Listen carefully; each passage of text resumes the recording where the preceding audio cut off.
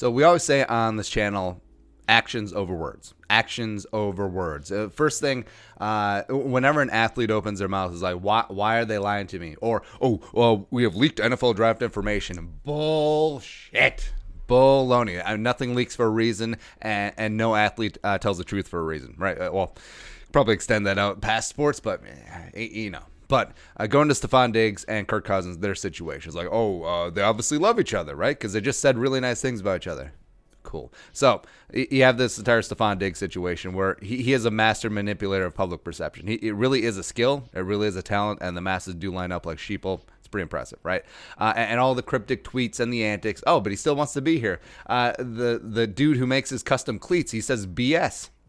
Baloney. Cool. You know, the Instagram Washington jersey that his brother put out there that he didn't denounce is like another reason why Stefon Diggs is probably not going to be a Viking. I mean, probably not. And the whole, Cardinal shirt fiasco, the $200,000 in fines for missing practices and meetings was a real thing. Cool. Diggs mysteriously deletes all of his Vikings pictures off of Instagram.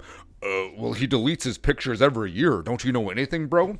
And then how come his old pictures were still up? Also, by the way, go look at his Instagram again. All the Vikings pictures are back up. Yeah, so magically the pictures went away when he wanted to be traded. After he got traded, those pictures go back up. You got played. Y'all got played. Shoot.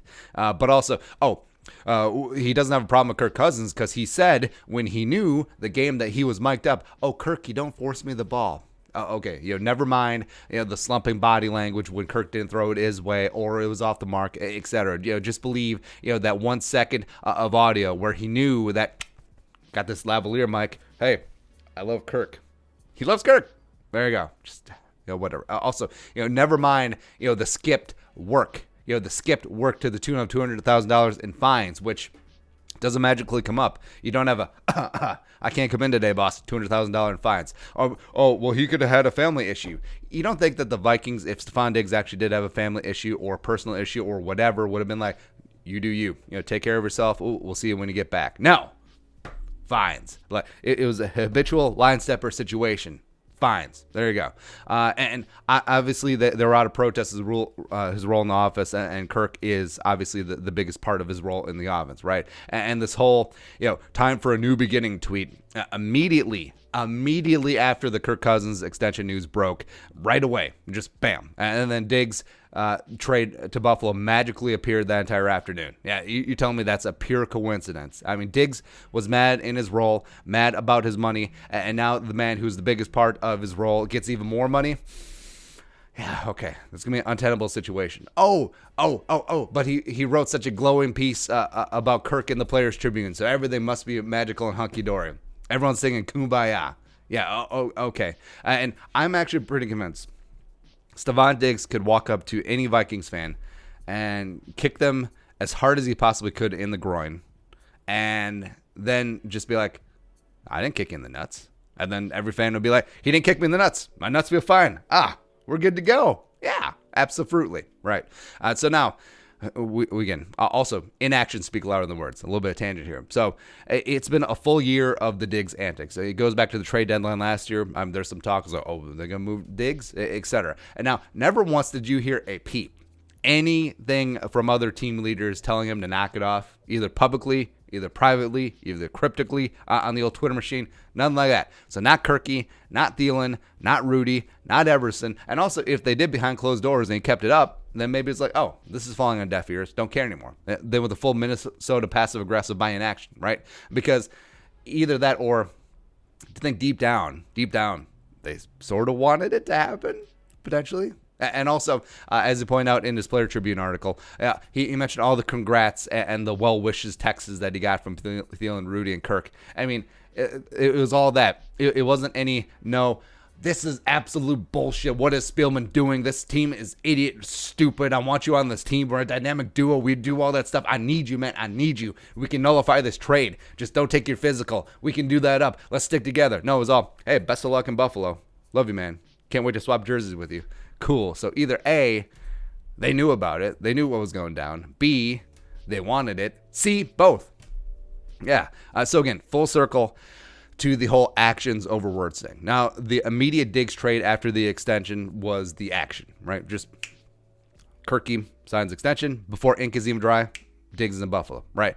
Not so much the tweet right after from Diggs, it's whatever. But what the extension did is that it cemented Kirk as the franchise, as the de facto GM, as the dictator of the Minnesota Vikings, for lack of a better term. It's true. It's true. And then amazingly, this top 10 wide receiver who's been a pain in Kirk Cousins' ass this entire time, boom, ship him straight to Siberia. It's weird. You would think that after you give your franchise quarterback a big ton of money, that he would want to keep, that wide receiver over there that's been so good. They'll carry the passing game in 2019 when Adam Thielen went down. Yeah, so also I get, so it's hypocritical of me right now saying the actions, words, actions, words, actions, words, and then pointing something out, something that Kirk set out. But that was the action. This is the words. So Kirky did a Zoom press conference, I guess, and when he was asked about Diggs, he said this, quote, "It wasn't going to work out long term." End quote.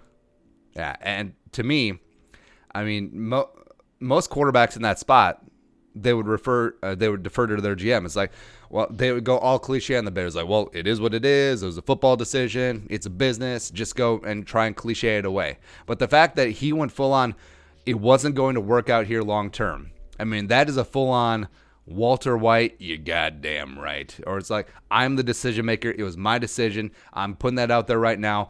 I'm the captain now. Or actually, it feels like from The Dark Knight Rises, Spielman, I'm the one in charge here. And Kirk as Bane, do you feel in charge here?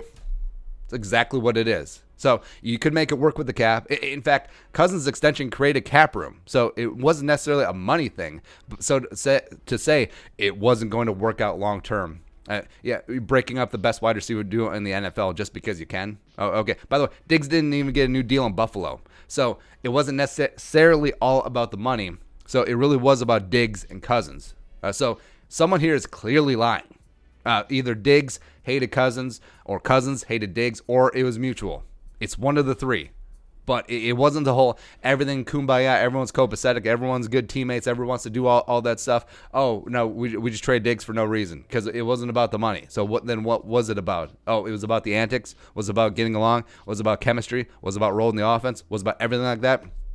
Oh, but they said nice things. Again, actions over words. And where Kirk said in that press conference lined up with that action of just booting Diggs, right? So that if everything was all hunky-dory, then why did Diggs spend a year forcing his way out of town? Then why did Cousins, the newly anointed dictator of the Vikings, immediately send Diggs to Southern Ontario? Again, actions over words, unless he really believed that Diggs didn't just kick in the nuts. So that is all.